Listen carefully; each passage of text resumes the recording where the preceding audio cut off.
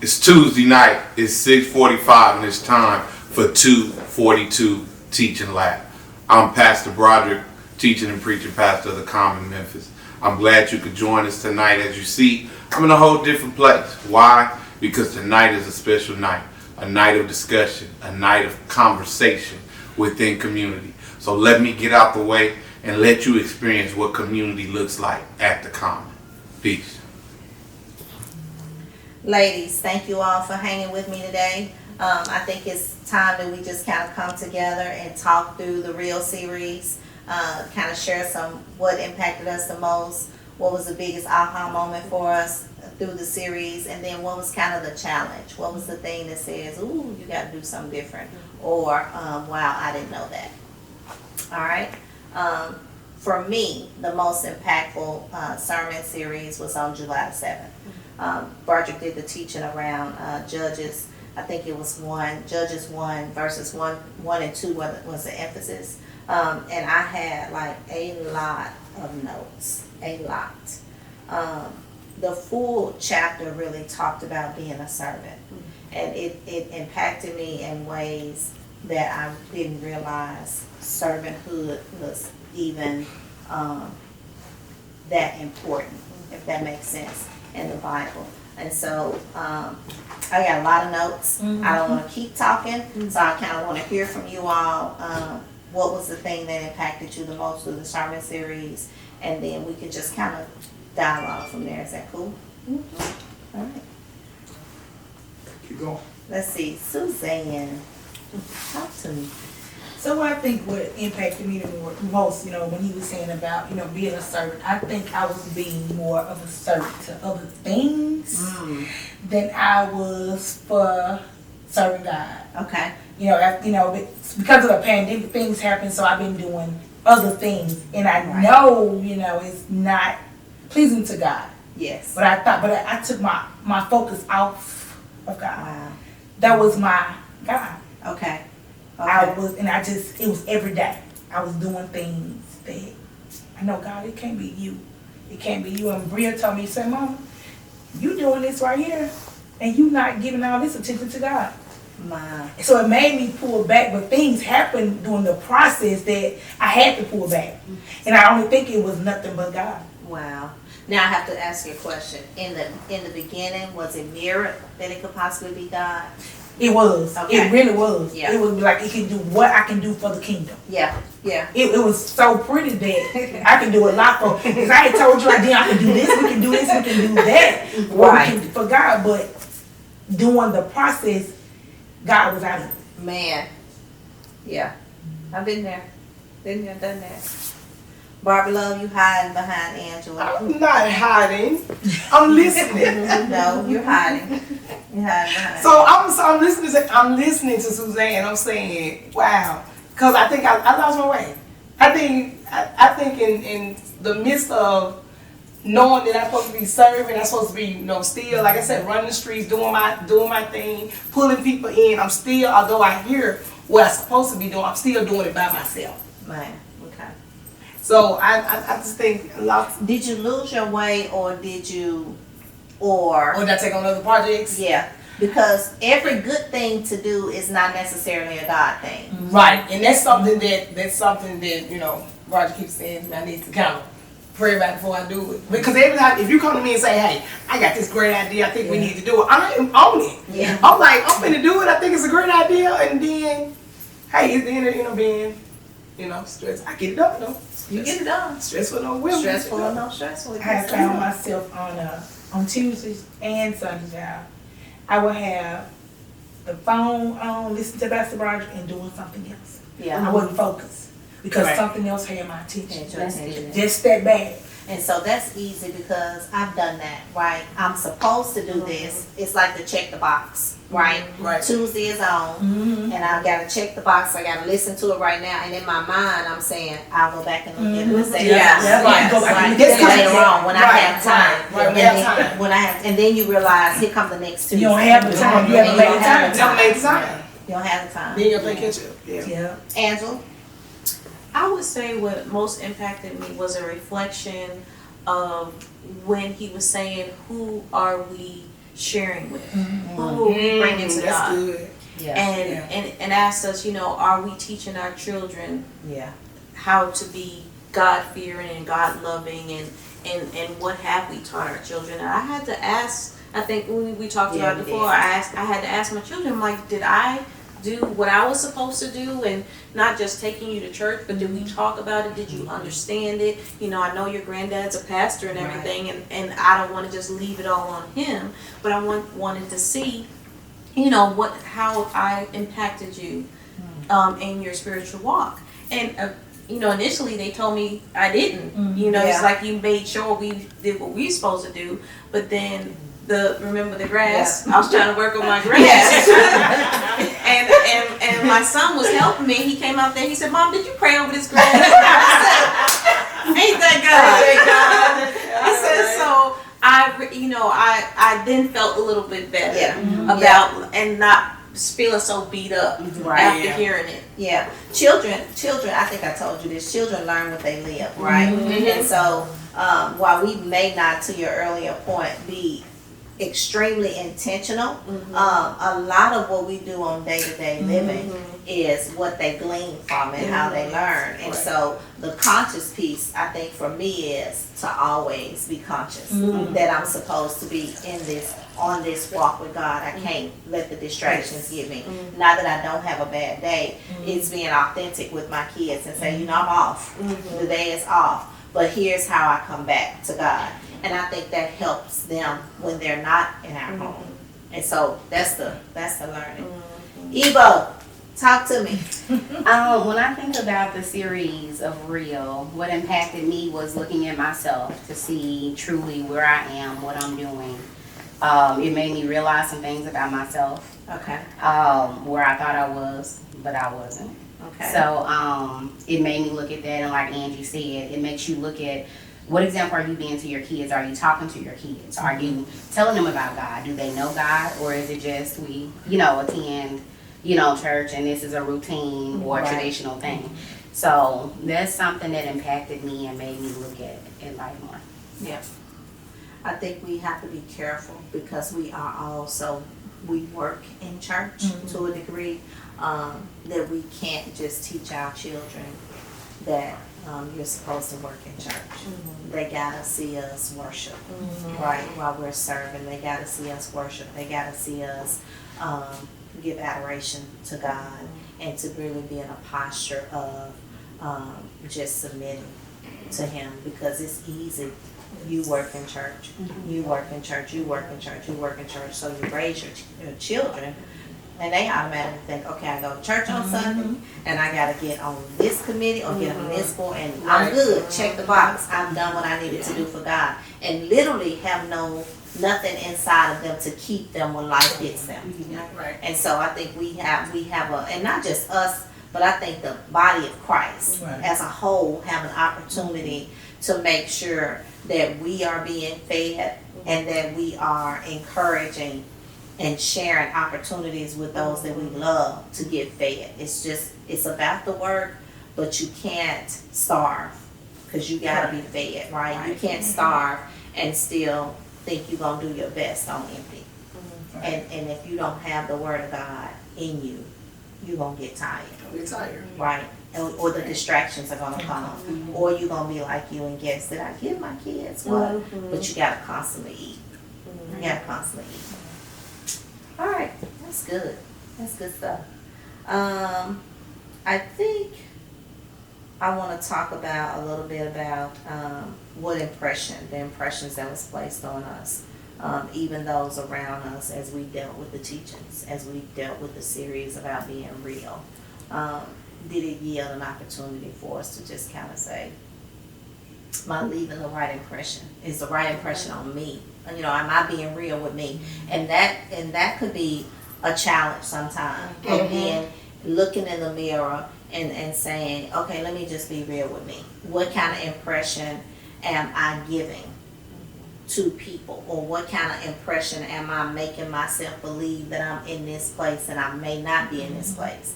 I think that's when opportunities, to your earlier point, can come, and you can say, like, the opportunity that was in front of all of us, and we started talking about we can do this for the kingdom, we can do that for the kingdom, and then the reality, I think Broderick said it to me, why y'all wouldn't do the same principle? Remember he said, I think it was us, he said, why would the principle not be used in church? And we were like, it is a principle. We're gonna use this opportunity for church. And in reality, I think the learning for me was, if we would have just taken the principle right and applied it in the kingdom, then it would have been successful to the end. It just wouldn't have been that thing that we can just get, because we were all excited. I know I was excited. Yeah. And thinking, man. And I see the thing. I don't think we went on our own emotions. We didn't talk to God about it. Ooh. We went on, okay, what we can do. We didn't say, God, what can you do? You're right. You're right. And it cost us. It cost us. That's okay. It's okay. But guess what? It's okay. It's okay. It's okay. It's okay, because we still here. We still here. Right? We all still in our right mind, as my grandmother was saying. So it's just one of those things that it was a learning for us, right? And then in that, we learned something. The next time, we won't go for the smoke and mirrors. Right. We'll see it clearly. Yeah. I'm starting with you this time. Okay. What was the impression for you?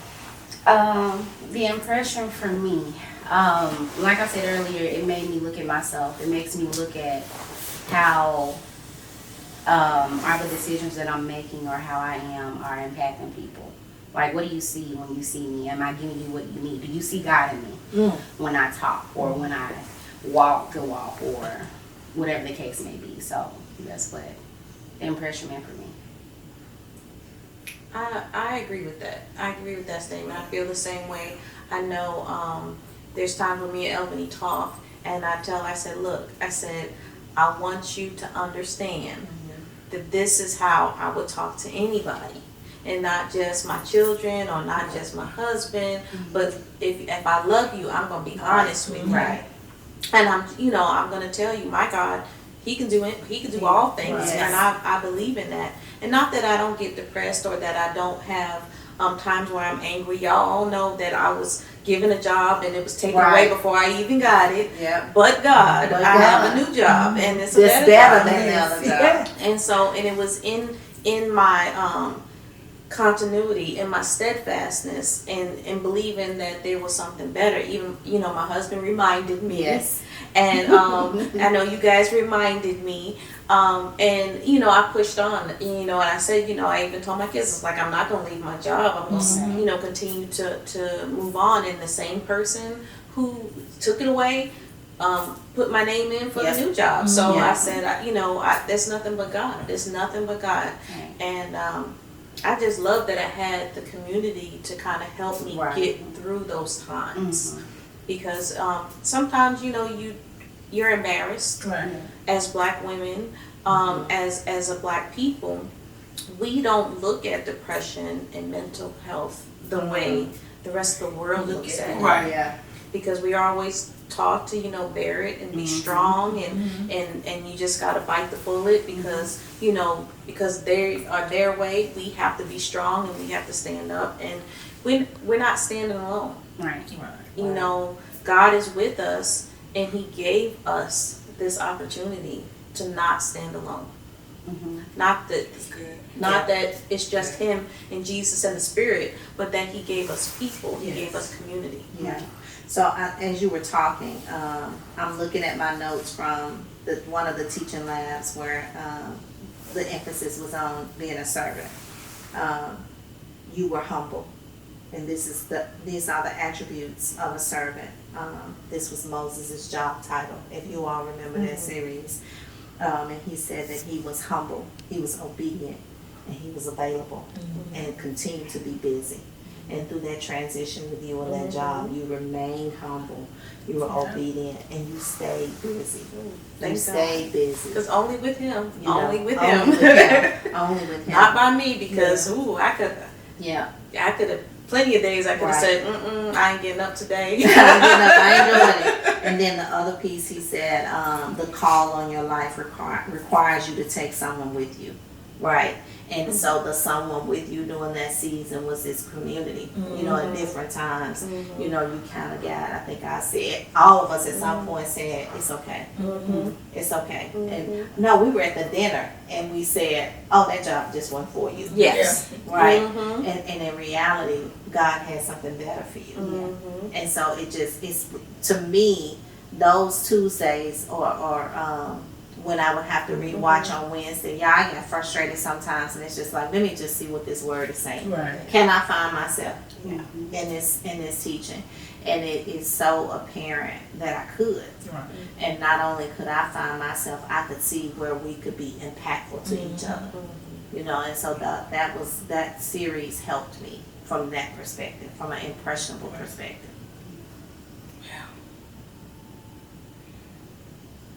Go, Bobby.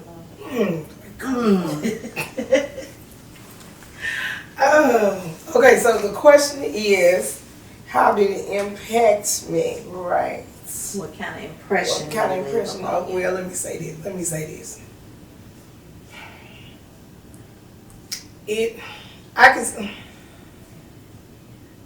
So when I think back of all the stuff, of like all the stuff that I've been through, and I think about where I'm at now, and I think about the growth, and I think when I'm not only when I just watch him on Tuesdays or any day, because I might put him on any day. Right. It's just knowing that I'm following, I'm understanding. I want to know. I want to walk and want people to see who I am now. You know what I'm saying? I used to have a problem, and I'm just gonna be transparent and honest. You know, even when I do my lives or talking to somebody, I used to have a problem with saying, God said do this, that, and the other. Because you know how you get that hunch if I say tell them. Ooh, no, I don't want to do that. Because people will think you're crazy. So now, I mean, me knowing the growth within me, I can say that, hey, God told me to tell you so. And this is what we need to be doing. We need to be doing this different. And it's just fun that I know that I'm different. Yeah. And I had to understand. Because in fact, I had to understand that I was different. And so that's kind of where I'm at. I'm just looking like, where do I go from here? What's next? I think one of the questions, and you just hit on it, where he said, are we sharing the testimonies of Jesus Christ enough to the generations behind us? Right. And so when you said, you get that nudge that says, tell them.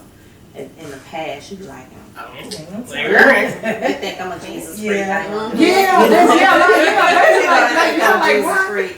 But in reality, that's part of being a servant. That's part of that servanthood. Because if you go back and you look at it, when I go back and look at some of my stuff from then to now, I'm like, oh my God, it's totally different. Yeah. And I feel different. Yeah. So I think I had a big impact on my life. Big impact. Yeah, big impact. I think so. Yeah. Ma'am? I think, sharing it with somebody else. Lately I've been like, because I think I've been made to do it. You been made to do it? Yeah. Say that out loud. What you mean? You're made to do what, Suzanne? Made to do what? In my grandkids' school, they homeschool. So in when they do homeschool, they have to have Bible. So my daughter was like, "You gotta teach Bible," and I was like, I ain't doing that. "Ain't telling me to teach Bible," but I have enjoyed it, and they listen. Yeah. Because I have found myself when I go to church, I took my kids to church, but if my daughter don't go to church, I don't go get her kids. So I think I'm leaving them behind. So I was like, God, why are you telling me to teach them Bible? That's who you take him with you. It says. So I need to start bringing them with me. Even though she might not go, I need to get that generation and mold them. And bring them with me. Yeah, because for your benefit, that's 2 generations, right? Yeah. That's not your daughter, that's your grandbabies. So imagine what that would do with the parents, right? Yes. Because if you giving it to the baby, well, grandmama said, right. So now you're hitting that generation behind you from 2 areas, because children repeat what they hear. Yes. And you teaching them that Bible, oh, you gonna do that? Yes. And then not only is God gonna get you, but I'm gonna tell grandma. Yes. Right, so that's impactful. That's really impactful for you. So you teach them Bible, huh? Yes, from 9 to 9:30. Elmony, Oh, write that down. wow. Yes, I gotta send me some stuff. Elmony, note to self. From 9 to 9. Between 9 Right. and 9. And you know what, teach them through going through the children good, because Yes. I was gonna tell D on this, but so Misha Juicy quoted her all the everybody in the Bible. Mm-hmm. And so Misha was like that. She's like, who taught you that? Miss Wanda taught me that. Yeah, Miss Wanda taught that. She said, well, I got to go to church. I said, what? Right. 11-year-old pulling in, girl. Yeah, she pulling her She in. pulling in. Now. But the same for you. You took the grandbaby, Right. Skipped the daughter, Yeah. and We then the work- grandbaby. Right. So Cheese and Chef, Juicy, Yeah. he used the juice to get to her. Ain't that And something? I think that I'm hoping the same thing happens. It's gonna happen. It's I gonna promise it's gonna Because happen. they was just so into, because we was sitting on the floor, we just talking and stuff. You know, I found a story and tell them, what did y'all hear? What did Nana say? Uh-huh. And they repeated it back. So I said, tell me your story about Jesus. And Oh, they did. wow. Oh, that's great. Oh, wow. Isn't that good? That's some good stuff. All right, ladies, I want to wrap us here with this last question. And I really want I want you to take some time. I'm going to read the question twice. I want you to take some time and just kind of think through the question. And let's kind of dig in a little bit about kind of what the question is asking us. All right? Did the series bring you to discovering something you didn't know or understand about yourself? Second time. Did the series bring you to discover something you didn't know or understand about yourself? Angela? I don't think it was anything that I didn't know or understand. I think it was some things maybe that I didn't want to bring to the forefront, if that makes sense. It does. So sometimes there are things that you don't want, you know, other people to know or to talk. You don't talk about it every day, and you know it's not right. But we put on our happy face, Yes. and we keep it moving. We do And that so I think that it was a lot of reflection for me. And sometimes I was like, gosh, why is he beating me all me day? up. Is he trying to talk? Is he slick talking about me? So yeah, I think there was those moments or whatever, and that I felt like I am not the type of person that talks to a lot of people. And Yeah. especially during COVID, he was like, who are you sharing with? I'm like, who supposed to be sharing with? I'm by myself. And so, but then when I really thought about it, it was like I do come in contact with people, whether it be on the phone, whether it be somebody who might come to the house or Right. whatever, and or my children, or I am in contact with. I might not be in contact with 20 people, but there might be that one or two. And I need to I felt like I was like, gosh, he's holding me accountable. He's now. I felt like he's telling the whole world, Angela is not doing her, but he wasn't. But that's how it made me feel, and that means that God was trying to tell me something. And so, like you said, I had to become intentional. Yes. When I did talk to people, so that because they might only hear me. Yeah, right. I might Right. not be physically in front of them Right. for them to see me. I started FaceTiming my mom. We hardly ever FaceTime. Wow. And she's in New York, so why am I not FaceTiming my mom on the regular? We just didn't do it. And so now I intentionally FaceTime her. When I call Albany, I'll FaceTime her. When I call Imani, Imani lives, 30 minutes away, I will, we FaceTime. Now, not that Imani didn't want to FaceTime, but I'd be like, why you gotta see my face? I didn't, but because I want, to be more intentional. Yeah. I had to reflect and say, how can I open myself up so that people can know Right. how I feel and how I am, so that they can see the God in me. That's good. That's good. Barbara? So,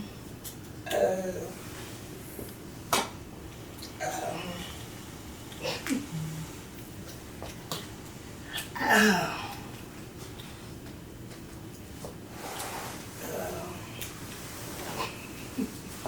love you.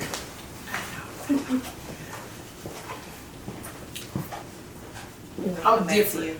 I'm gonna stop and say I'm different. Okay. Different how? Like I said earlier, I think a certain way, I do things a certain way, and I feel like people should. I just feel like they should know to do it my way. I get messed up a lot of times because I do not listen to God first. I do things on my own impulse, and then I know that He's supposed to be first, and I know I'm supposed to put Him first, but I don't do that. I set myself up a lot of times, and when I set myself up, I get myself all worked up, and then I get a little. I guess I say in my room, or in a little box, and I feel like I'm not worthy or not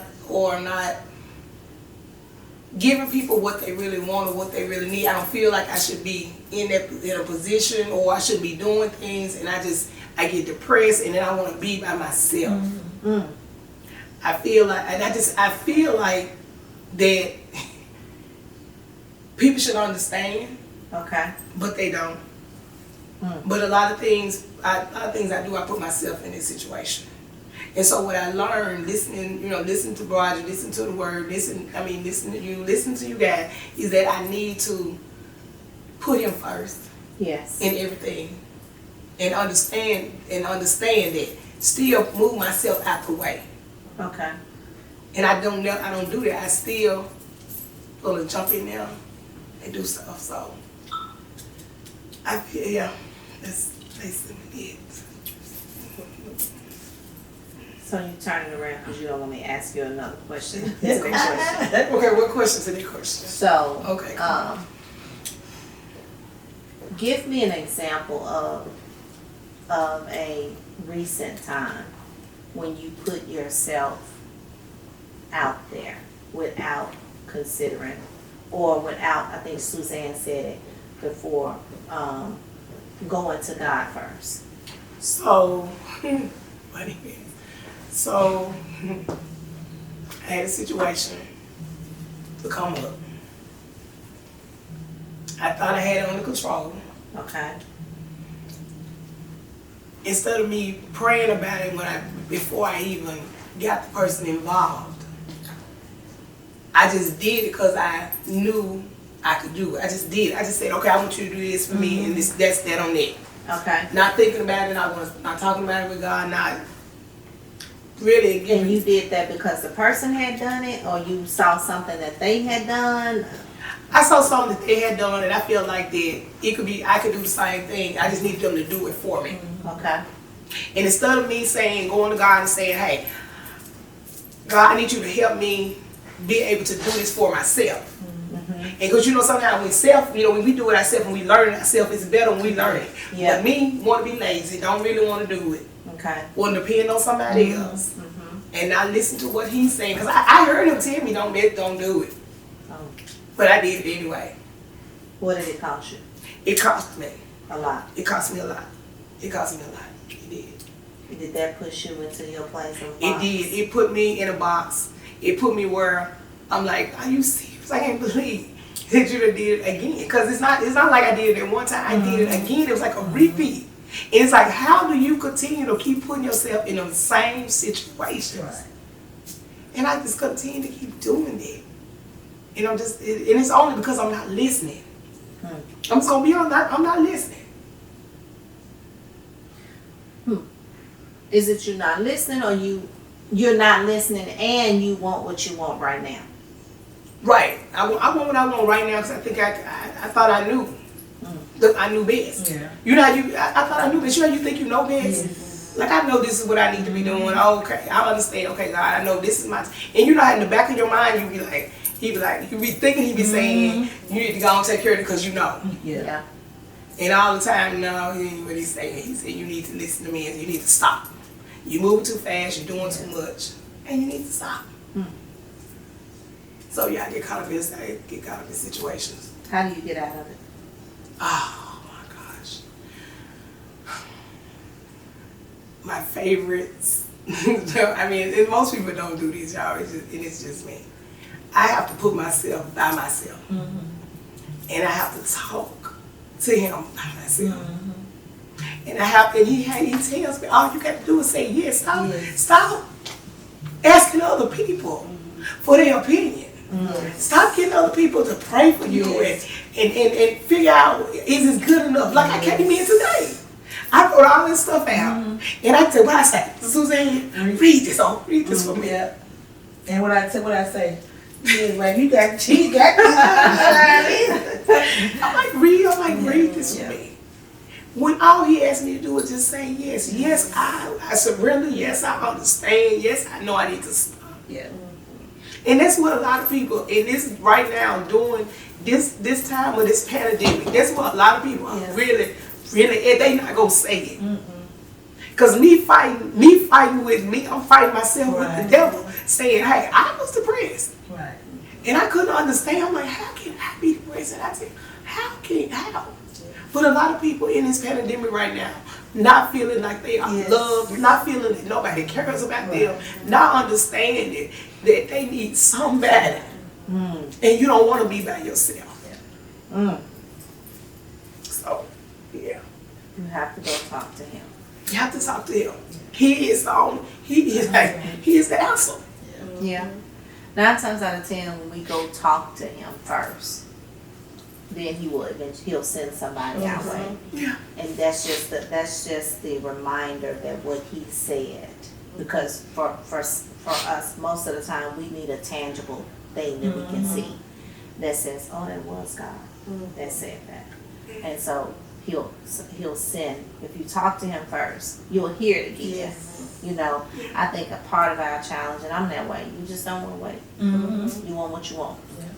And you want to do it right now. And then we put it under the umbrella that what I want is really something good. Yeah. You think about it. It's really, and it probably is, but every good thing is not a God thing. And if it is, it's like birthing a baby before it's time. You risk the baby dying. Like brother said, we lead our own understanding. We need. We lead to our own understanding. No. Albany, you in deep thought. Pretty much the same thing. Overthinking, depression, and it's ongoing. So I It's haven't so overcame it. surprising to hear you say that you is. battle with depression. You know, because you mask it so well. I Nobody think could you have ever to. tell me you were depressed. I think you have to. Why? Because people will take your kindness for weakness. Yeah. So. And so that's your safety net. Mm-hmm. And you just keep smiling. Mm-hmm. Yeah. So how do you come out of it? Continue to pray, stay in community, talk, listen to God, fast, pray, meditate. But it's an ongoing fight for you. Mm-hmm.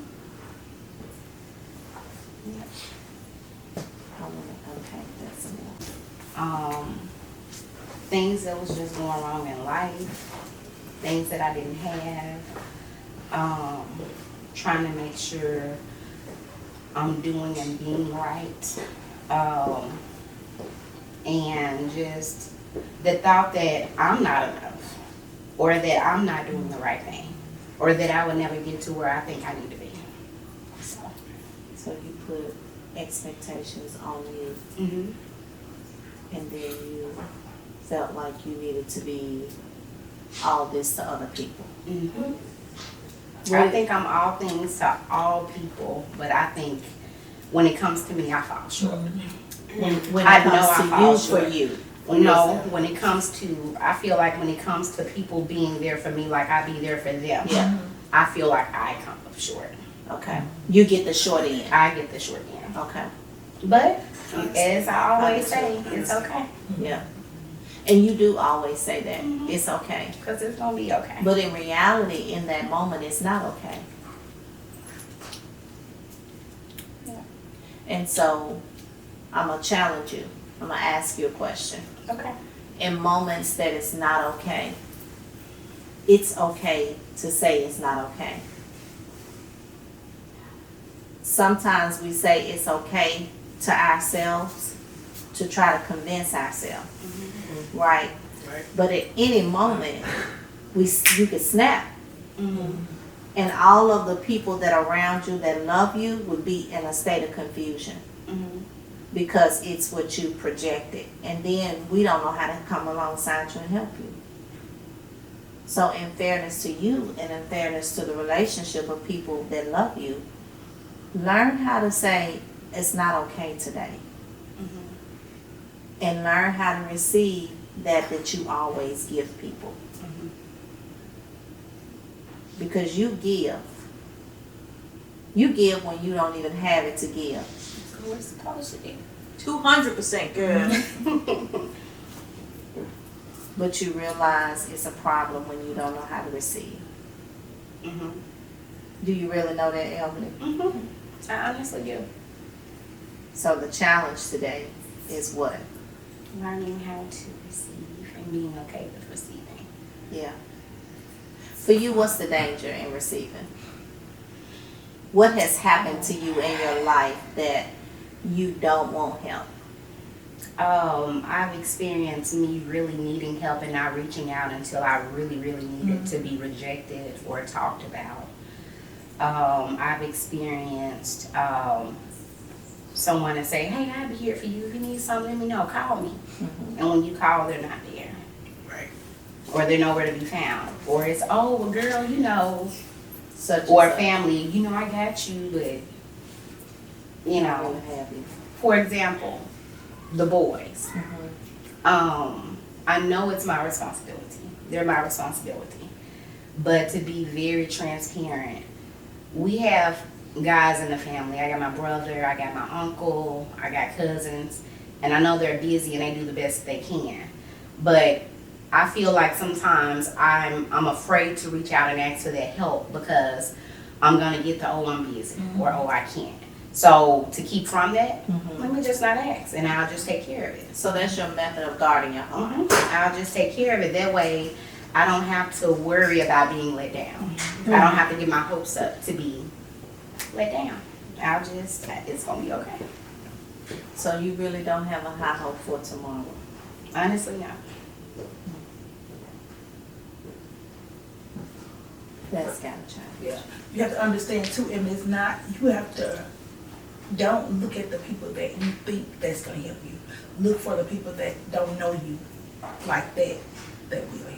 Yeah. Yeah. Don't look at the people that's close to me, they should know. Yeah. You have to look outside that box. Yeah. Right. Because God puts so many people in our lives Yeah. for a reason.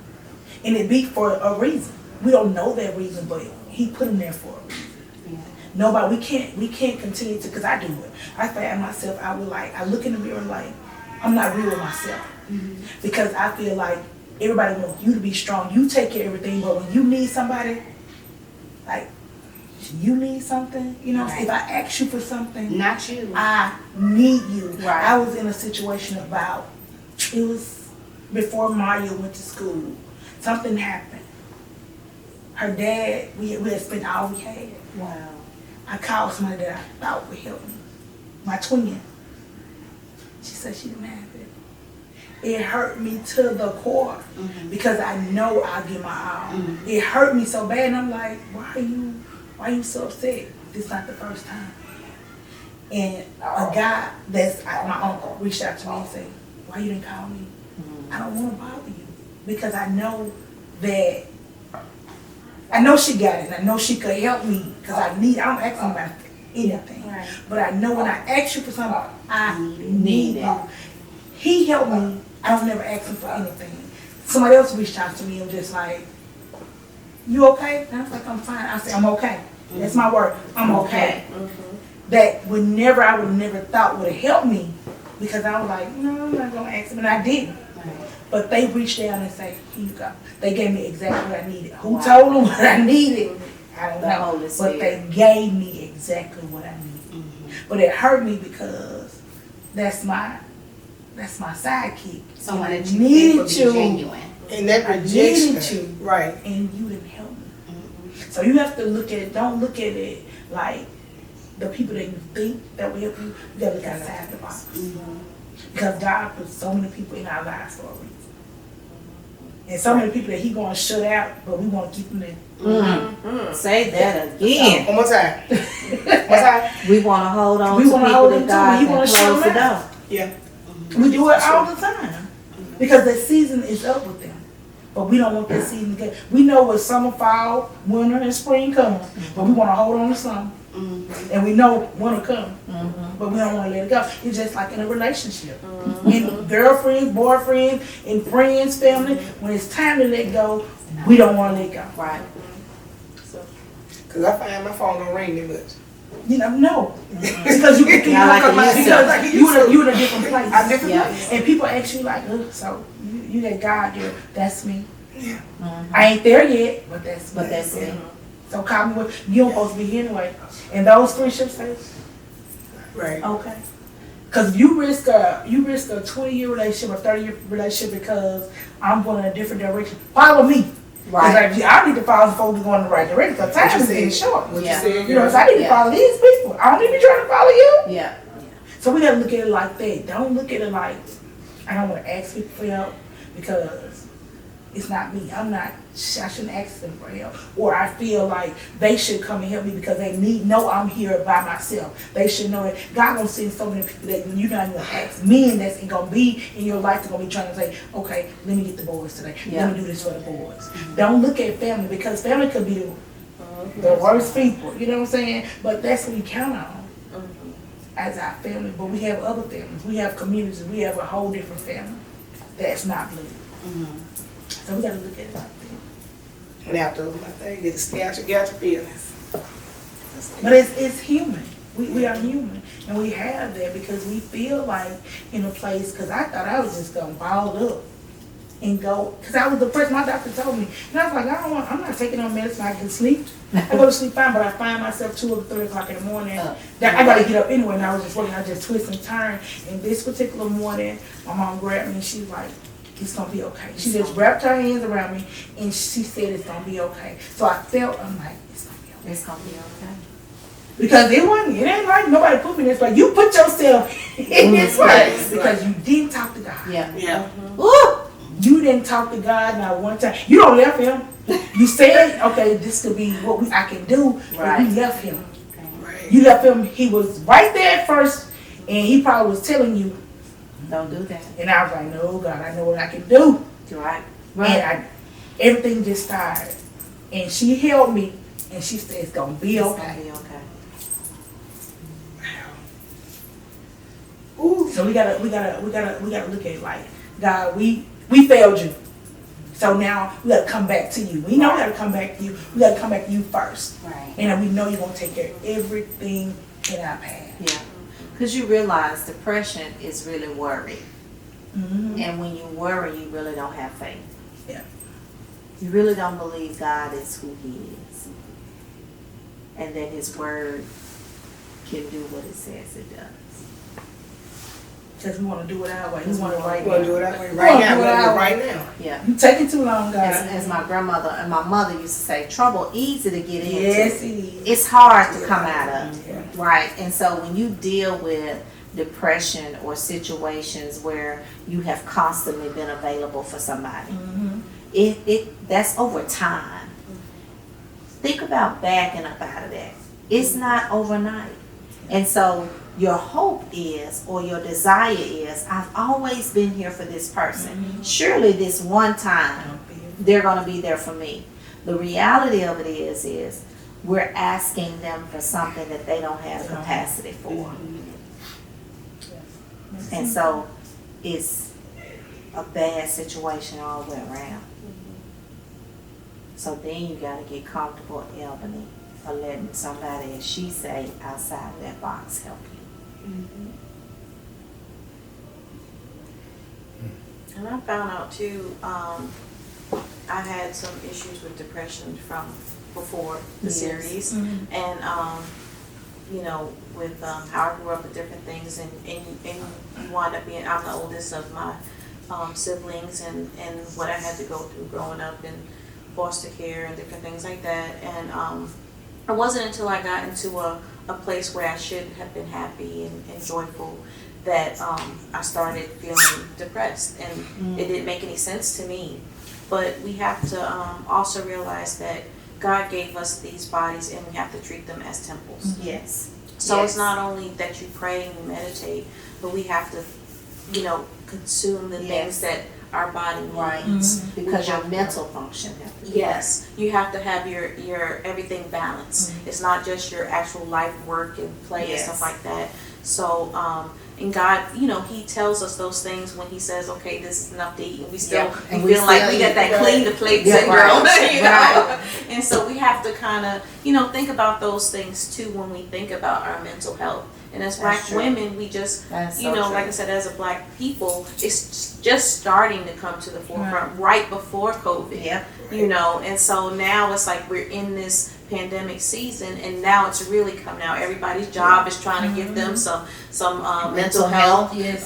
Somewhere Right, free, yeah. you got free 8 sessions Yeah. here, and your family and Yes. everything too. And it's not just because it's us; it's everybody's It's everybody. going through.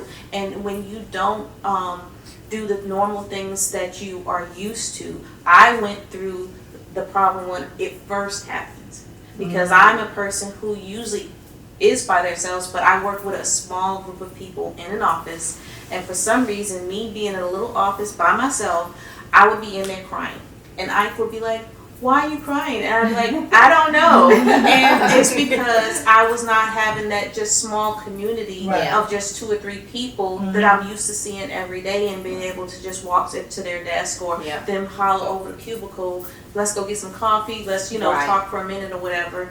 Not that we didn't talk, but I felt claustrophobic, and so I had to bring my things. I had to get more light. I had to get more vitamin D. I had to go outside. I had to walk, and I brought my stuff out into the kitchen where I had more room.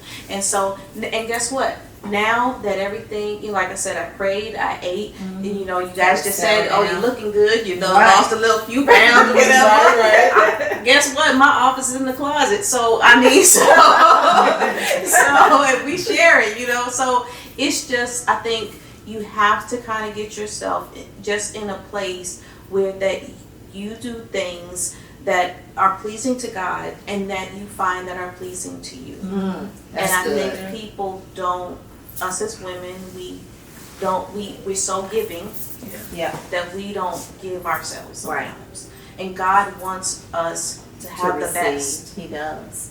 And we have to, and that we can't give if we are depleted. That's true. So, receiving from God, I think is a huge part of it. But just knowing that, it's a balance.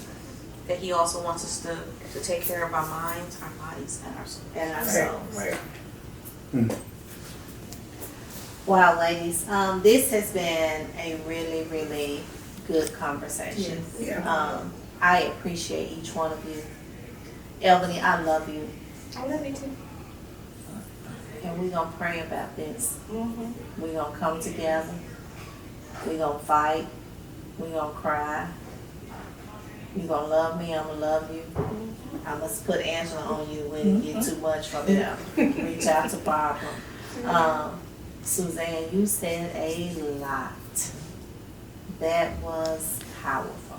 I think really you and Angela kind of kept us all together in sync. And so, but it just shows when we get together and come together, conversation just happens. And so the basis of community is real and it's important. And in all honesty, I miss this. Yeah. I miss this. I think we should always come to your house though and sit on your couch. I think Sure we that's have a to fact. have blankets in the I think house. we have to have pillows. But with that said, I love each and every one of you. We love you too. We gotta stay together, and we can't let the silence separate us. When we get quiet, somebody gotta check on somebody. Okay. And so we gotta go beyond Tuesday and Wednesday. Is that fair? Yeah. All right, so I'm gonna do like we do it on the job, all in. And on 3, we're gonna say real. 1, 2, 3. Real.